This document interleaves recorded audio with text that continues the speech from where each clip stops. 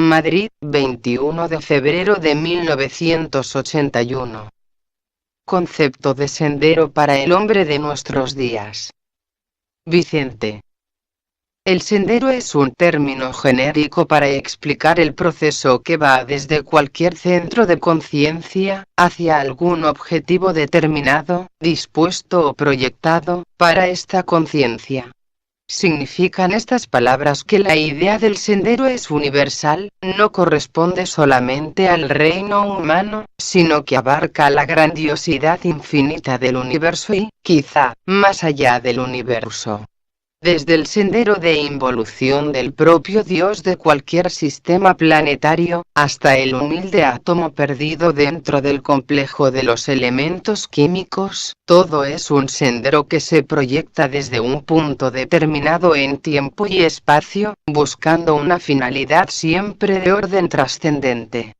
Pero, lo que hay que insistir, el punto, digamos, clave, para el hombre y la mujer, naturalmente, de nuestros días, es cómo abarcar la grandiosidad infinita del proceso logoico y aplicarlo íntegramente a nuestra vida particular. Y esto no es una presunción, el querer igualar al logos en la realización de cualquier arquetipo, se trata de cumplir una ley natural, la ley de la evolución. La evolución y el sendero son términos sinónimos. Ocurre, sin embargo, que del sendero, como de la palabra esoterismo, como de la palabra Dios, como de la palabra religión, como de cualquier palabra de origen santo, se ha hecho un tal abuso que ha complicado de tal manera su significado que se ha convertido prácticamente en imposible de comprender para las mentes de los hombres de nuestros días. Es decir, todos sabemos en uno u otro rincón de la conciencia cuál es nuestro deber social, y el deber social, amigos míos, es el sendero. Y me pregunto, nosotros que hablamos del discipulado y que nos atrevemos a hablar de la iniciación y de la problemática de los mundos que están más allá de nuestro sistema solar y que, sin embargo, en nuestra vida social no cumplimos las reglas más elementales, y desde el punto de vista jerárquico permítanme expresarme así, el punto clave para el discipulado social es que se convierta en un ciudadano correcto en toda la extensión de la palabra. Es decir, que lo que en un pasado no muy lejano fue una ardiente y costosa disciplina tratando de equilibrar los vehículos de la personalidad, tratando de ajustarnos a un determinado ideal y nuestro intento de ver la síntesis perfecta de lo que llamamos técnicamente trascendencia, hemos pecado en el término repetición de conceptos y al amparo de todas las tradiciones. Es decir, que nos encontramos casi al final del siglo XX con los mismos problemas y dificultades que aquejaron a las razas precedentes, la raza lémur y la raza hablante. Entonces, ¿cómo vamos a enfrentar la programática de nuestra era social, llena de dificultades y de necesidades de tipo nuevo, con la mente que nos viene legada por la tradición o por los atavismos variados? El problema es el problema de siempre y, nuestra época, hay que reconocerlo, no será ni mejor ni peor que otras épocas precedentes, lo que sí podemos asegurar es que es una era totalmente distinta de todas las que las precedieron, debido a que las necesidades de tipo social han aumentado a un ritmo tan extraordinario que se hace casi imposible de seguir el ritmo veloz de los acontecimientos. Insistamos en un hecho preciso: hemos creado una técnica estandarizada a tal extremo de perfección, que esta máquina técnica, prácticamente nos está devorando. Hemos perdido el éxtasis de la divinidad, aquello que en el pasado fue devoción extrema hacia los ideales, se ha convertido hoy día en un amor acentuado por la técnica. Pero, la técnica encuentra un punto culminante solamente cuando empieza a actuar la actividad pura de la conciencia trascendente, la conciencia de síntesis, la conciencia de la propia divinidad que todos llevamos oculta en el corazón y de la cual debemos ser cada vez más conscientes. Es decir, que otra forma de hablar de discipulado es hacer conciencia de la divinidad en nuestro corazón, y creo que al corazón humano no se le ha asignado todavía la tremenda importancia que tiene desde el ángulo social, desde el ángulo puro de la trascendencia, porque estamos viviendo unos momentos en que el corazón debe forzosamente desarrollarse para cumplir su cometido social, porque hasta aquí, y ustedes lo reconocerán, hemos hablado virtualmente del amor. No hay ninguna expresión, ni vemos ningún filme, ni vemos ninguna historia, ni vemos nada, incluso todo cuanto sea ciencia ficción, que no exista el amor de una manera u otra. Pero, ¿cuál es el significado del amor? ¿Cuál es el significado del corazón en esta era de Acuario, en la cual, recién ahora, acabamos de penetrar? Tendrá un significado de justicia, porque hasta aquí ha sido un significado familiar, y hemos amado más a la familia y más a los allegados que a la totalidad del conjunto. Tiene que convertirse en amor por el conjunto, y dentro del conjunto abarcamos a la familia y abarcamos a todos los allegados. Y todos somos conscientes de que no lo hacemos. Y todos somos conscientes de que las necesidades del mundo deben ser resueltas a fuerza del incentivo del amor, pero el amor por la justicia y el amor por el equilibrio no místico, el dinamismo de la acción llevada a la síntesis.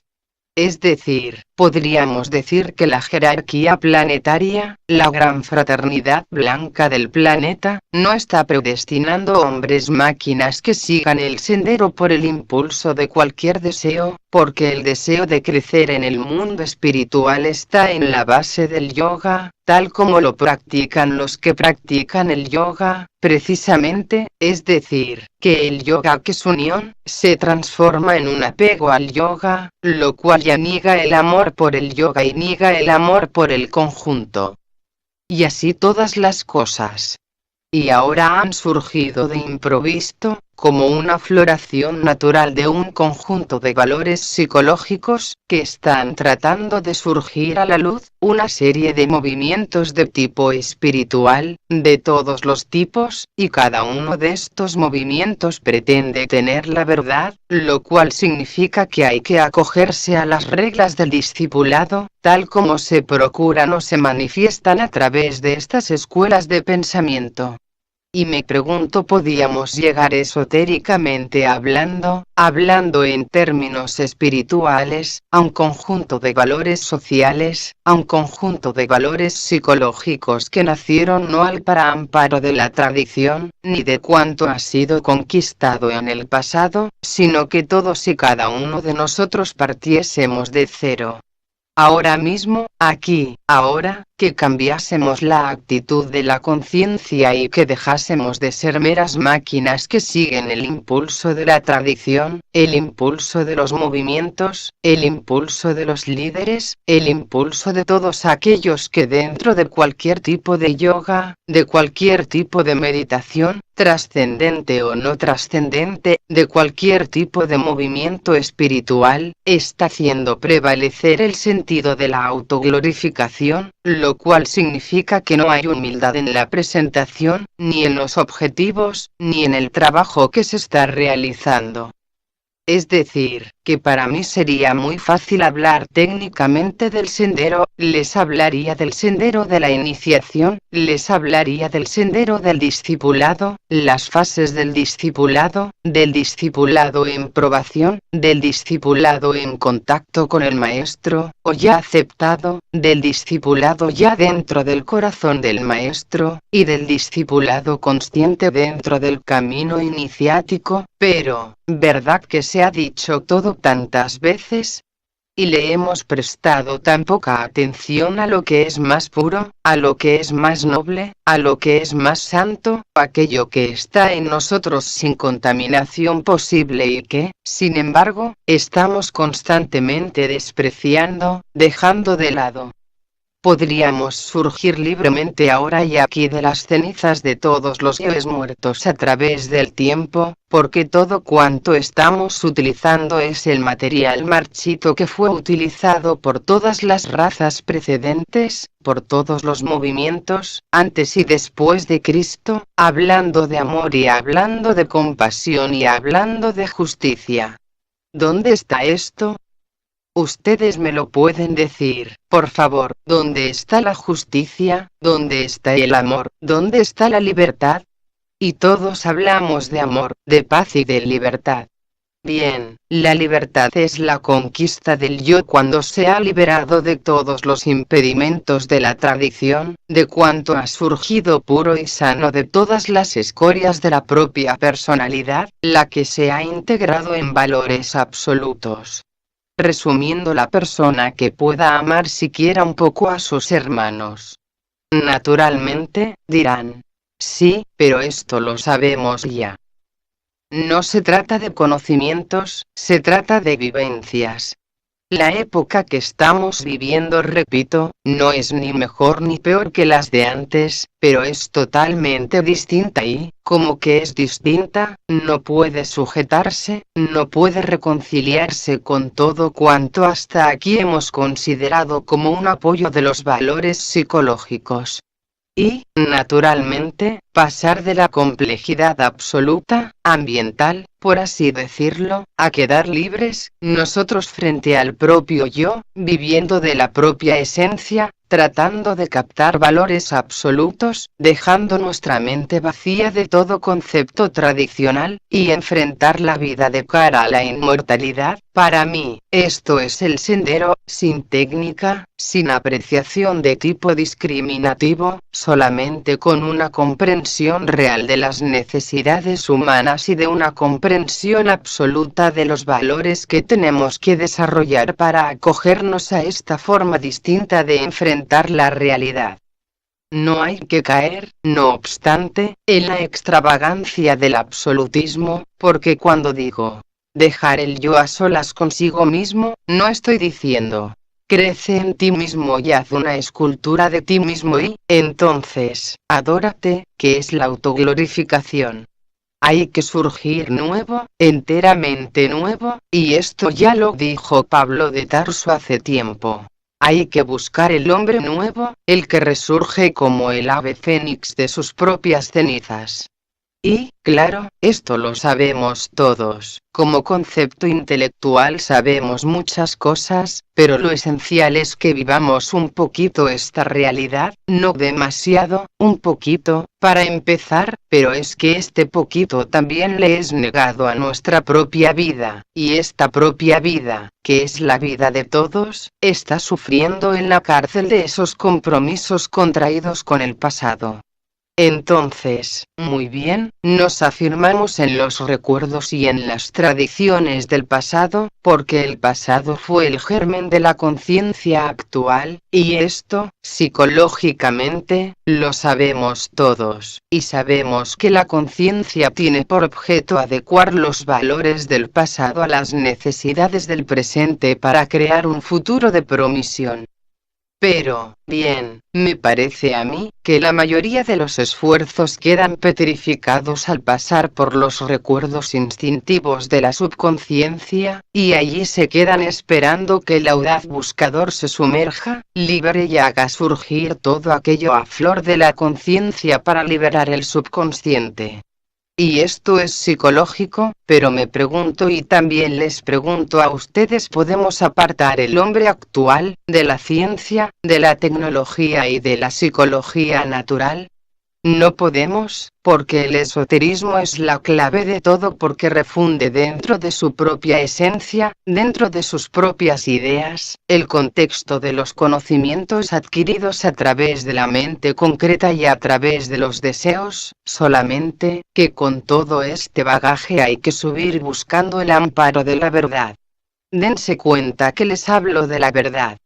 La mente debe buscar la verdad, debe tratar de descubrir la verdad, y esta verdad se nos dice ocultamente está tan cerca que tú no la ves, porque el hombre debido a la tradición ha crecido con la espectacularidad de los procesos. Si no hay espectacularidad no hay sendero, no hay evolución. Y, para mí, la espectacularidad más grande es la humildad, la sencillez. Y, cuando hablamos de sencillez con referencia a la mente, ¿a qué nos referimos, exactamente? Dense cuenta de una cosa. Y esto lo repito siempre porque es una verdad esencial que ha sido válida para todas las épocas en la vida del planeta, que cuando la persona está profundamente interesada en descubrir el secreto de su propia personalidad, se cumple en esta personalidad la promesa de todos los tiempos, empieza a vivir de acuerdo con la ley, empieza a vivir de acuerdo con la verdad, empieza a sentir de acuerdo con los incentivos del amor, y esto, naturalmente, estamos traídos dentro de la conciencia, porque ha sido una acumulación de ideas diciendo lo mismo a través del tiempo, que hemos creado una costra, una cicatriz dentro de la conciencia y, a través de esto, vamos a percibir la verdad, vamos a tratar de descubrir el hombre nuevo. Es difícil, ¿verdad? Pero, si ustedes están atentos, si dentro de su conciencia no dejan lugar a la interrupción del pasado, si viven cada momento sin pensar en ustedes, ¿qué pasará? Algo de lo que está ocurriendo ahora. ¿Verdad que hay un silencio natural? ¿Verdad que ustedes no se esfuerzan ahora? ¿Verdad que no sienten ni el apoyo ni el amparo de la tradición? ¿Verdad que sienten un poco de paz en el corazón? Pues, a partir de ahí, hay que arrancar de la vida el bloque puro de la verdad, y el corazón debe estar henchido por el sentimiento de bondad y de compasión. Y lo demás vendrá por añadidura. Es decir, es muy fácil para un orador esotérico quedar bien con su público, con tal de llevar unas ideas de lo que sabe intelectualmente muy registradas, y hablar de todo lo que ustedes saben. Y, naturalmente, les puedo hablar del logos, les puedo hablar de la jerarquía, de Shambhaya, de Sanat Kumara, y les puedo hablar de todas estas cosas que son queridas por nuestro corazón, no porque no sea verdad, sino porque al salir de nosotros para contemplar estas cosas maravillosas, la mayoría de las veces perdemos de vista lo insignificante, lo humilde, lo que yo defino la tarea iniciática, porque, naturalmente, la iniciación es grande, es inmensa, es el poder de Dios triunfando dentro del corazón del hombre, pero, ¿cómo se llega a la iniciación sino a través de la serie ininterrumpida de pequeñas actividades, de pequeños esfuerzos, de humildes disciplinas? No la disciplina del yoga, no la disciplina de la propia meditación.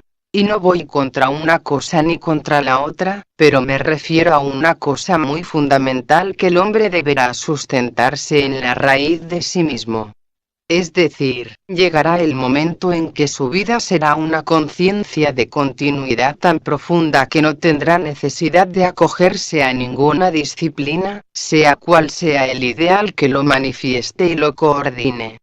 Fíjense ustedes, hace unos años, la jerarquía planetaria, nuestra gran fraternidad, tuvo un concilio muy interesante dentro del cual se acordó que las disciplinas en esta nueva era solamente eran válidas cuando el hombre adquiría los poderes del servicio, no cuando el hombre se encerraba en su torre de marfil del yoga o de las meditaciones, o de las disciplinas del tipo que fuese, sino que el discípulo que triunfaba, el que realmente entraba en contacto con la jerarquía y con la gran fraternidad de maestros, era aquel que servía humildemente a sus hermanos.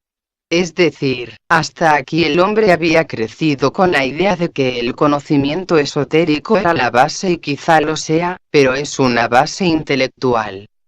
Pero, si no hay vivencia, digo, esto proviene de un examen exhaustivo de las necesidades humanas por parte de la jerarquía en la que decían: Si este conocimiento esotérico no viene avalado por una acción en beneficio de los demás, se convierte en un karma, y todo el mundo está creando karma, porque estamos acumulando conocimientos, porque estamos integrándonos en valores tradicionales, porque el conocimiento siempre es tradicional.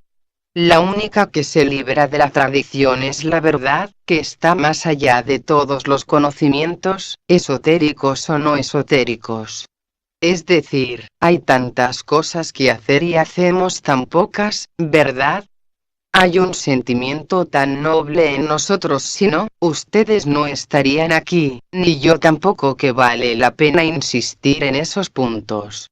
Naturalmente, que si les hablo como se habla siempre así, repiten idea, y se repiten y dicen cosas muy interesantes, porque todo orador esotérico con ciertos conocimientos y buena voluntad pueden dar un mensaje, siempre y cuando esta persona sea capaz de vivir, en cierta manera y hasta cierto punto, estas conclusiones psicológicas. Se trata de un proceso distinto de todos, porque antaño, el discípulo, cuando pasaba de la aprobación a la aceptación y al corazón del maestro, lo hacía en virtud de la disciplina de su cuerpo físico y su cuerpo emocional y su devoción al maestro. Y se da el caso, ahora, que todo esto ha fracasado. No ha fracasado para aquellos discípulos, ha fracasado en nuestra sociedad actual, porque no es la misma la sociedad al final del siglo XX que durante el tiempo de Madame Blavatsky, nuestra gran madre.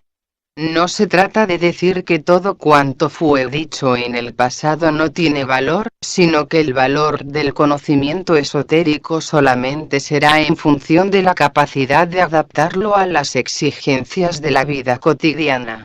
De no ser así, se está creando un karma social, y les digo que la gran fraternidad está dispuesta en estos momentos drásticos de cambio de eras, a dar una ayuda especial a todas las personas, hombres y mujeres de buena voluntad, para que puedan resurgir de sus propias cenizas, si así podemos decirlo, y adaptarse a una nueva disciplina, que no es disciplina, quizás sea la negación de toda disciplina, lo cual será muy difícil de crear un nuevo estado de cosas sin pasar por una nueva disciplina, lo cual sería volver a caer en los vicios del pasado, porque les digo y repito, hay que insistir, estos tiempos son distintos a todos, por la calidad de las energías que van penetrando en nuestro planeta Tierra, por la calidad de los discípulos mundiales, por la calidad de los hombres y mujeres de buena voluntad del mundo.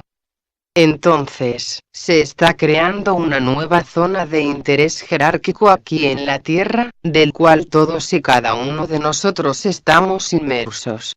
No podemos fallar desde la jerarquía.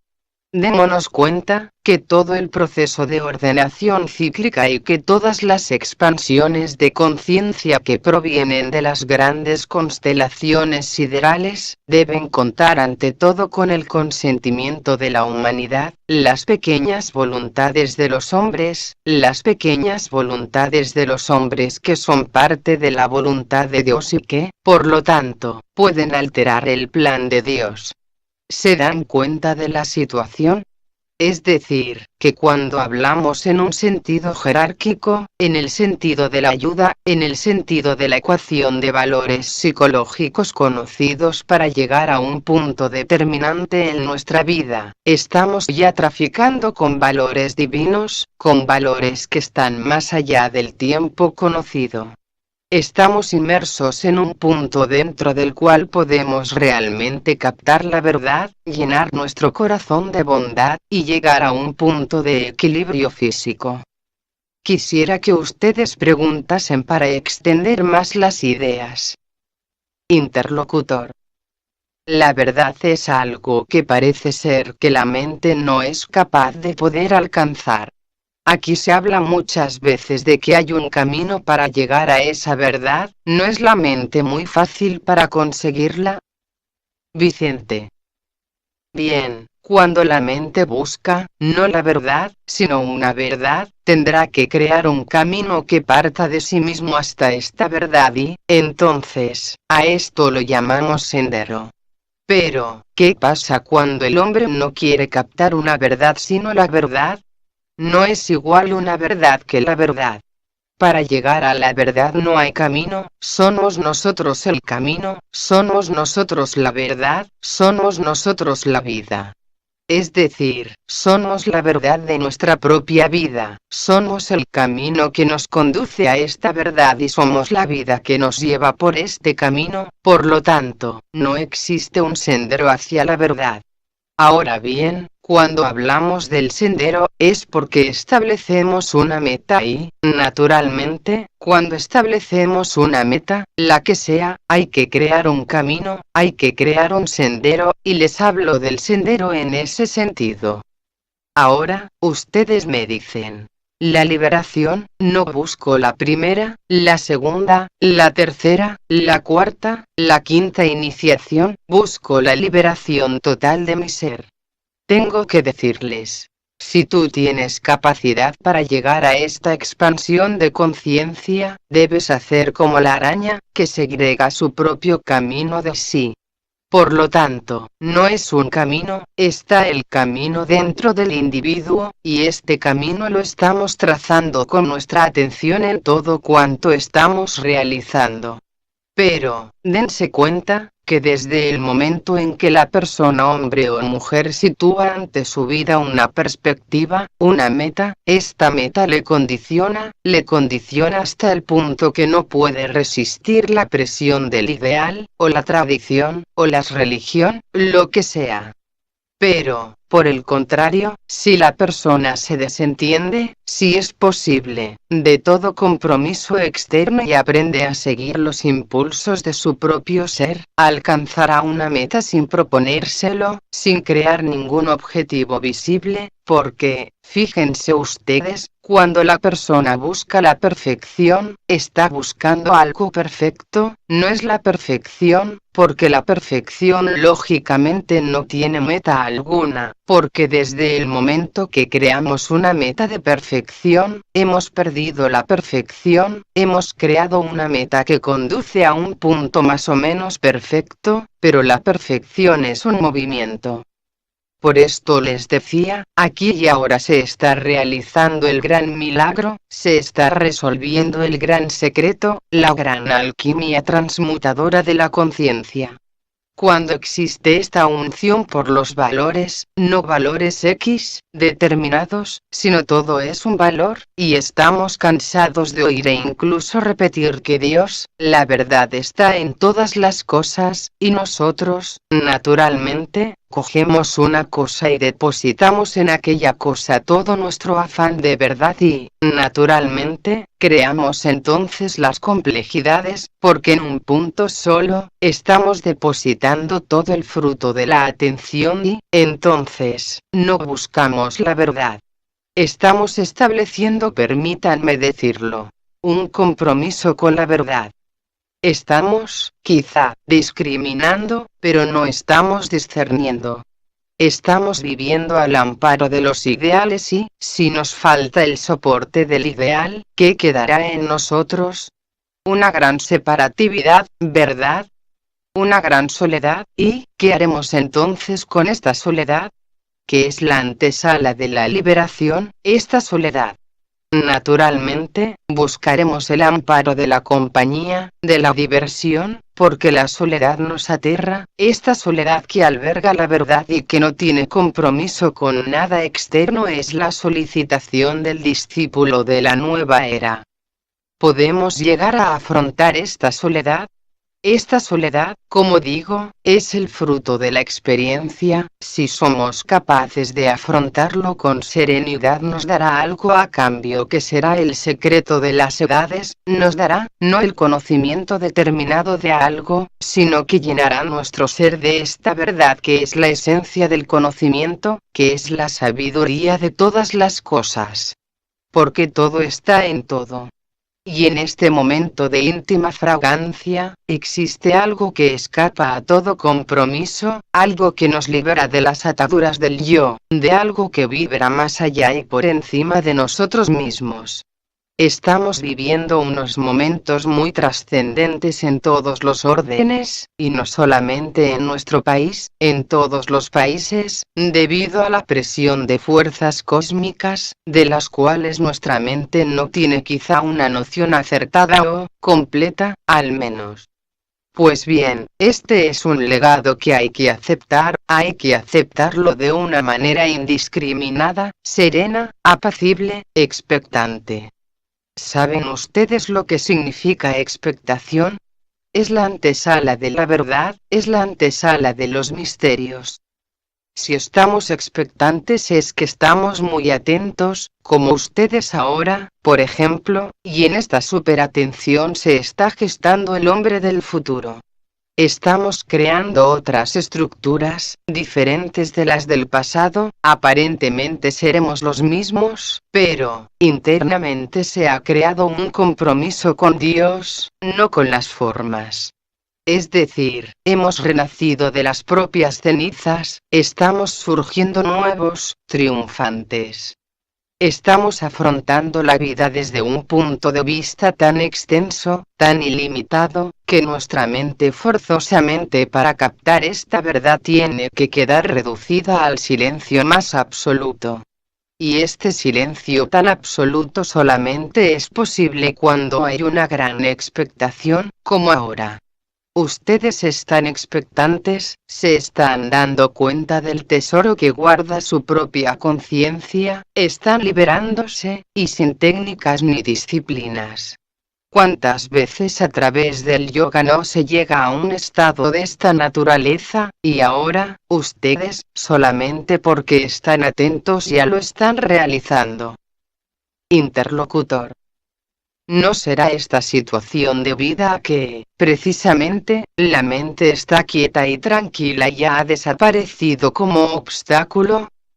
Naturalmente confieso que sería el camino más inmediato para empezar a actuar ya, desde ya, ir comprendiendo esa mente en cada momento de cada día. Entonces, yo pienso que ahí está, porque cada uno de nosotros es un lío, y es el mismo lío, sabiéndome comprender yo esa mente aparece lo que me separa de la verdad, que no iré yo a ella sino que ella vendrá a mí cuando. Vicente. Bueno, son modos de considerarlo.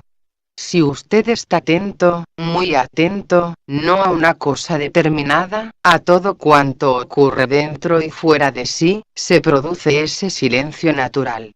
Hay quien dice, voy a silenciar la mente, voy a hacer una disciplina nueva. No podemos caer en los errores del pasado, que no han sido errores, errores desde el punto de vista de una conciencia establecida al final del siglo XX, con ciertos conocimientos esotéricos y con unas fuerzas y unas energías de tipo, digamos, cósmico. Nuestra era es muy diferente de todas en ese aspecto. Interlocutor. Ha dicho que el compromiso con las figuras externas y, ya sé que esta palabra resulta ser una pregunta. ¿No será que estamos demasiado atados a nuestros 5 sentidos?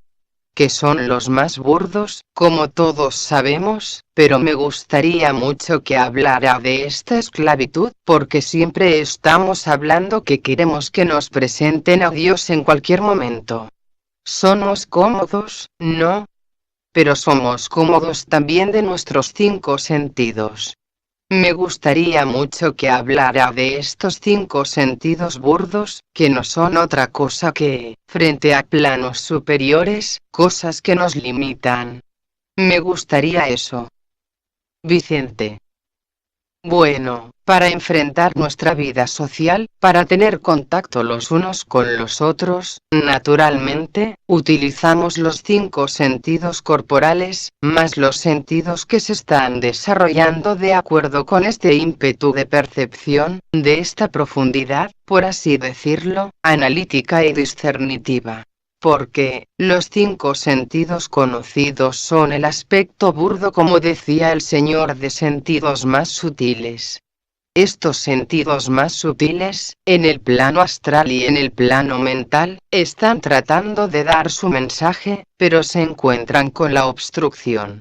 Es decir, que la atención que tendría que estar centralizada en todo cuanto ocurre se centraliza en algún punto determinado. Entonces, las vías de acceso al desarrollo de los sentidos íntimos en los planos invisibles o los cuerpos superiores, queda paralizado. Entonces, la percepción a través de los sentidos físicos se convierte en una atadura, en un nuevo complejo ambiental, y todos sabemos que es muy difícil percibir más allá de los sentidos conocidos.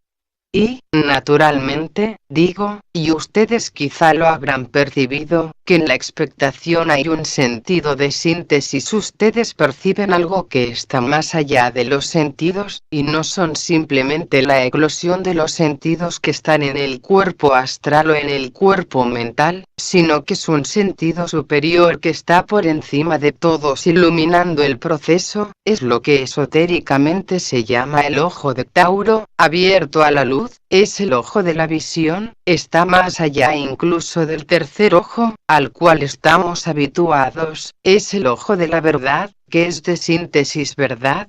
Este ojo de la verdad que cualifica y desarrolla todos los sentidos en cada uno de los planos donde tenemos cuerpo organizado, como es el cuerpo físico, el cuerpo astral y el cuerpo mental. No podemos hablar del cuerpo búdico todavía. Entonces, todo este proceso se combina de una manera armoniosa para que en la atención profunda hacia todo cuanto ocurre, sin apegarse a los resultados de la acción, solamente percibiendo, con tranquilidad, con habilidad, con cariño, con amor, si podríamos decir esta palabra, entra una gran experiencia y, al propio tiempo, como que no hay resistencia, se están desarrollando los pétalos del conocimiento y los pétalos del sacrificio, que es una forma de decir los sentidos del plano astral y los sentidos del plano de la mente.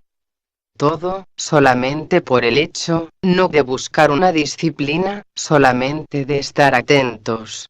Y la atención es psicológica, ¿verdad?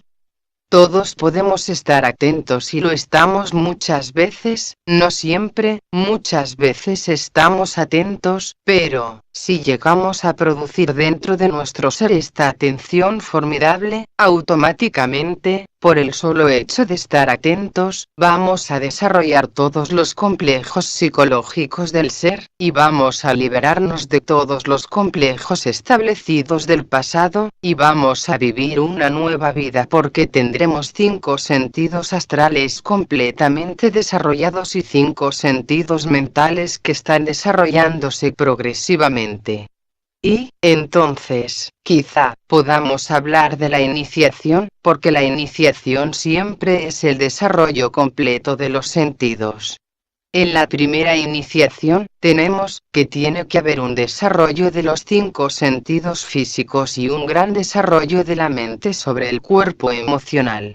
Y, en la segunda iniciación, corte de sonido, en lo que corresponde a los cuerpos del hombre y, naturalmente, sin disciplinas, porque estamos apegados a las disciplinas. Si no se dan cuenta del esfuerzo, se creen que no hay resultados, y no es así. Todo el mundo pierde con la espectacularidad de los resultados y, no obstante, el resultado se produce cuando hay humildad, y solo hay humildad cuando hay expectación, y solo hay expectación cuando hay este gran amor por la verdad, y, entonces, se produce una síntesis de nuestro ser, y vemos que todo cuanto nos rodea tiene una amabilidad extrema, hay una sensibilidad por doquier, y vemos a Dios en todas las cosas, y aquello no es una afirmación bíblica, ni tampoco evangélica, ni tampoco esotérica, es algo que vivimos más allá del conocimiento. Y la persona que experimenta un momento de paz, nacida de esta conciencia de síntesis, se encuentra entonces ante una perspectiva sin limitaciones, sin metas preconcebidas, sin puntos de partida y sin puntos de llegada, como el eterno ahora que está sucediéndose aquí. Si ustedes están creyendo que están viviendo solamente cuando están pensando, se darán cuenta que no existe este encanto, porque cuando están pensando ya, el eterno ahora ya ha desaparecido, es como si quisieran ustedes hacer una conciencia de la paz del alma. Desde el momento en que la persona siente paz y, al propio tiempo, quiere argumentar sobre la paz se extingue. Ahí está el secreto. Podemos vivir un estado de conciencia sin crear un anclaje de la atención sobre aquella cosa que está pasando, o que ya acaba de pasar. Depende mucho también de la comprensión de todos los aspectos psicológicos del ser, de las necesidades kármicas. Hay que hablar de todo, pero, ¿qué es una necesidad kármica, o qué es el karma? El karma es una acumulación de recuerdos, y como que siempre estamos creando a través de los recuerdos, el karma jamás se extingue. Estamos cogiendo, como una olla a presión, con todos los recuerdos, para que nos salgan y, entonces, como que hay una fuerza impetuosa, que es la fuerza de la vida, que está en la subconsciencia, que está en el instinto y que quiere salir, forzosamente tiene que desequilibrar la máquina física con las enfermedades, la máquina emocional con sus complejidades y la máquina mental con toda su incerteza y su incapacidad de concebir la verdad. Es decir, claro, que me dirán ustedes que esto se ha dicho muchas veces, lo que interesa es repetir estas cosas para adentro, no en un sentido intelectual. El intelectual, es decir, el conocimiento intelectual, se está realizando de una manera por asociación, y esta asociación lleva al extremo de llamar la atención del pensador sobre el sistema organizado de pensar. Y yo digo, que para que haya expectación, para que exista unción y verdad en el interior, tendrá que cercenarse esta fuerza asociada, crear una dispersión de energías, a ver qué pasa, y afrontar la situación. Pero, ¿quién es capaz de romper esta fuerza que proviene del pasado, sobre el cual se ha estructurado nuestra conciencia? Porque el temor de perder la conciencia nos encadena los recuerdos. Si ahora mismo pudiésemos liberarnos del recuerdo, automáticamente percibiríamos la verdad a nuestro alcance, pero, sería verdad en tanto que nuestros métodos de percepción eran aquellos y que no podrían ser de otra manera que la percepción de aquella naturaleza. Y afrontar una realidad, honradamente, tiene como consecuencia la pérdida absoluta del miedo y la conquista de la osadía, que es una de las virtudes del sendero del discipulado, porque el discípulo, ante todo y todos somos discípulos en algún grado, debe tener el valor de afrontar situaciones, las que sean, y, cuando se afronta serenamente una situación, como consecuencia viene un estado de conciencia nuevo que te da cuenta de la inutilidad de aquellas percepciones anteriores. Está renovándose algo allí, es como el miedo a la soledad. Fíjense bien, cuando hay soledad la persona no la afronta y, sin embargo, aquella soledad tiene un misterio, y este misterio tiene calidad iniciática. Pero, ¿qué ocurre? Estamos tan atemorizados, tan aterrorizados por aquella soledad, por aquel misterio, que buscamos automáticamente el complemento, la compañía, o la diversión, que se escapa algo que realmente es la verdad. A medida que vamos afrontando situaciones, sin miedo, tampoco sin arrogancia, estamos realmente penetrando la verdad que está en todas las cosas, y estamos alcanzando la paz que, en resumidas cuentas, es lo que estamos buscando todos, un poco de paz en nuestra vida, ¿verdad? ¿por qué tenemos tan poca paz y, cuando la tenemos, tenemos tan poca capacidad para retenerla que, naturalmente, nos encontramos constantemente huérfanos o solitarios, por falta de paz? Y tan fácil que es de decir, porque, naturalmente, hay que afrontar la situación que con el tiempo sea límite, significa que nos hará sufrir mucho, y ahora que tenemos la oportunidad de dejar de sufrir hay que aprovechar la oportunidad, con intención, y también con atención, con esta expectación serena hacia todo cuanto ocurre, algo va liberándose dentro del corazón, derrumbando estrepitosamente esta estructura artificiosa que hemos creado a través del tiempo. Y, una vez que se ha diluido en la esencia del olvido esta estructura, entonces empezamos realmente a ser interlocutor. Perdón, ¿de qué manera podemos propiciar este nacimiento interno para superar un estado de indecisión? Vicente. Bueno, cuando hay indecisión es que no hay atención.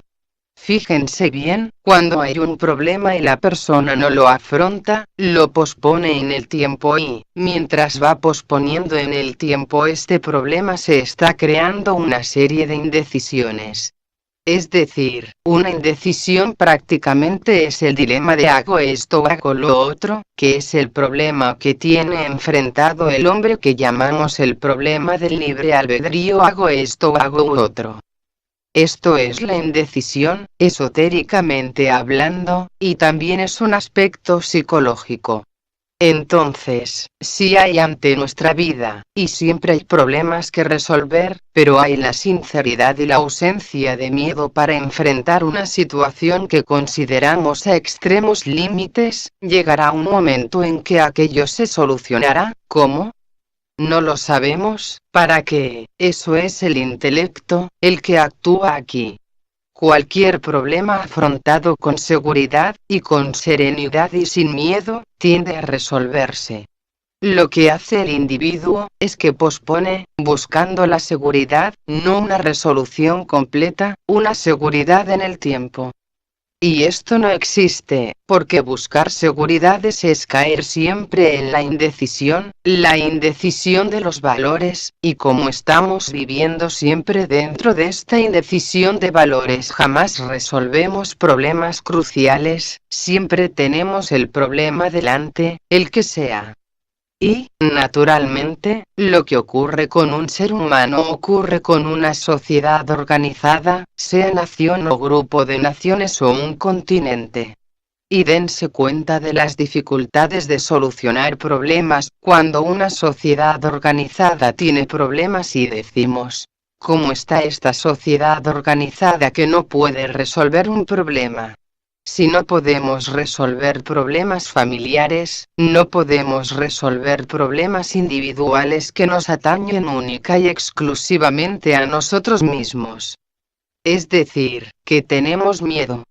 Este miedo nos incapacita, este miedo, por más que tengamos conocimientos esotéricos, jamás nos permitirá llegar a ninguna meta reconocida de valor psicológico, de resolución de algún problema. Para mí, la realidad es esta, cualquier situación debe resolverse sin indecisión, pero la indecisión siempre está al margen o está dentro del contexto del libre albedrío.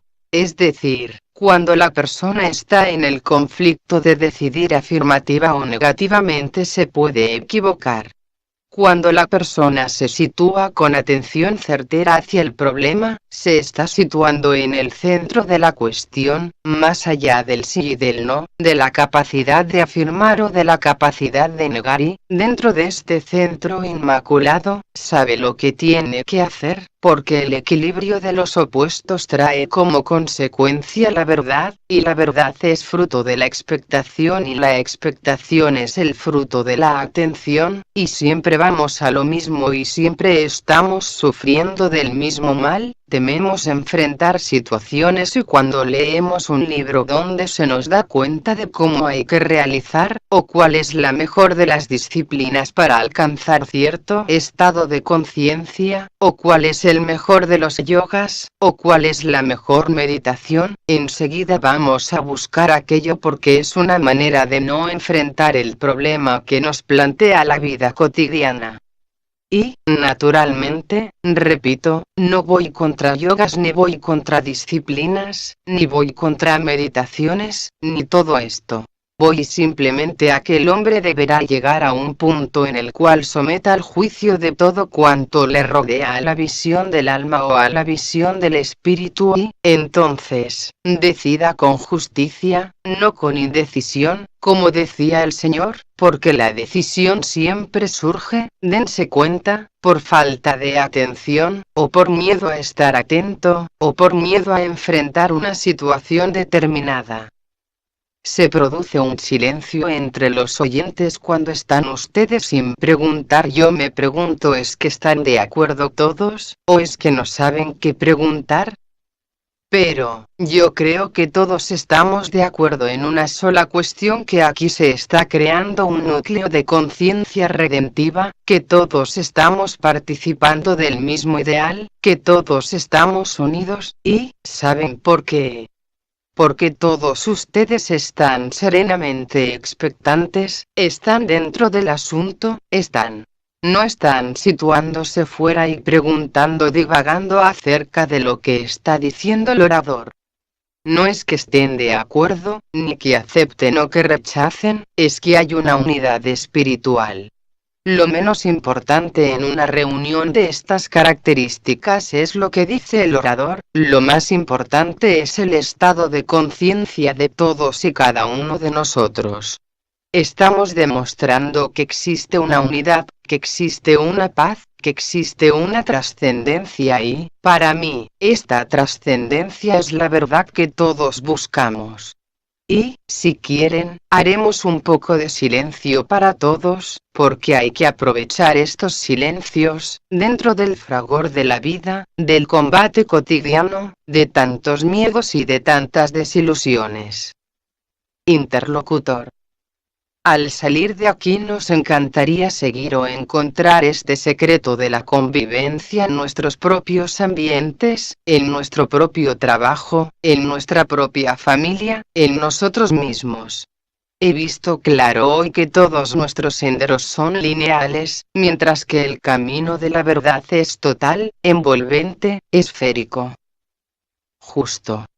Cuando yo con mi verdad, ahora, al salir, me encuentro frente a la verdad de mi esposa o de mis hijos, hay algo que me repele. ¿Cómo encontrar el secreto para que haya una mayor armonía? Vicente.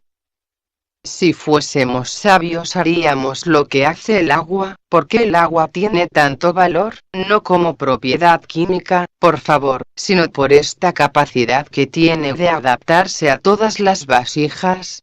Y jamás deja de ser agua. Me pregunto si seremos capaces de ser agua, de adaptarnos, porque en el fondo siempre hay la lucha de mi idea y la idea de los demás, o de mi sentimiento y el sentimiento de los demás. Si estamos creando un grupo, yo creo que todos ustedes tienen sus propios ideales, sus propias creencias, sus propias convicciones. Si estamos demostrando aquí que se puede realizar una unidad espiritual, me pregunto por qué no se puede realizar en la vida familiar. Cuesta tanto ser amable con los demás, tener el corazón abierto y llevar a los demás a la altura del propósito, o que podamos defender nosotros a la altura de los demás y hablar a cada cual según sea su condición. Tan grande es el sacrificio que se impone a nuestra vida. Esta es la prueba del discipulado precisamente, y no hay ningún discípulo que por precipitación kármica no enfrente situaciones difíciles, todos tenemos situaciones difíciles. Lo que capacita al discípulo aceptado del discípulo en probación, es el que ha triunfado de las pruebas y, el que está ya en el proceso de iniciaciones porque se ha convertido en agua, simbólicamente hablando, que se adapta a todas las situaciones. Porque, naturalmente, el agua es afable, es cariñosa, se adapta, no hay problema para el agua. Naturalmente, dirá el hombre. Es que no soy agua, ¿eh? Soy otra cosa. Muy bien, pero el símil es perfecto, porque para llegar a la verdad, para llegar a Dios, si ustedes permiten esta palabra, se precisa una gran humildad, la humildad del agua cuando se adapta, o la humildad del viento o de la música, con aquella graciosa intercesión divina. Todos podemos llegar a este punto, ¿por qué no? Porque no es un problema de disciplina, y hay que insistir mucho sobre este punto, porque ahora ya no puedo decir a un señor, usted tiene que hacer esto, esto y lo otro, porque sería negar todo cuanto he dicho hasta aquí, sino que cada cual, si tiene amor en su corazón, sabrá realmente lo que tiene que hacer, cómo adaptarse a una situación, cómo adaptarse a un estado de cosas, cómo adaptarse a un ambiente, y cómo, sin dejar de ser él, sea todo lo demás, para que exista armonía, porque, hablar de esoterismo sin armonía, es negar la propia idea esotérica y digo nuestros tiempos están marcados por las estrellas de Acuario, como se nos dice, pero, todo cuanto proviene de Acuario no será de valor alguno si nosotros estamos todavía inmersos dentro de la caducidad de los valores que sostenemos en mente, es decir, insistiendo, vamos a llegar a un punto en que esto que estamos realizando aquí sea algo constante en nuestra vida de discípulos y que, siendo una constante en nuestra vida, alcancemos la plenitud de la acción, una acción no contaminada por el odio y por la incomprensión, algo que está más allá de los ideales, de los pronunciamientos, algo que está más allá de la fe, porque somos nosotros mismos, y la fe es llegar a un sitio dentro de su propia inmortalidad y grandeza. Encima de este pedestal, que no es pedestal porque es la gloria de las estrellas, de las cuales vimos la luz, podemos crear una nueva sociedad basada en el amor y la justicia.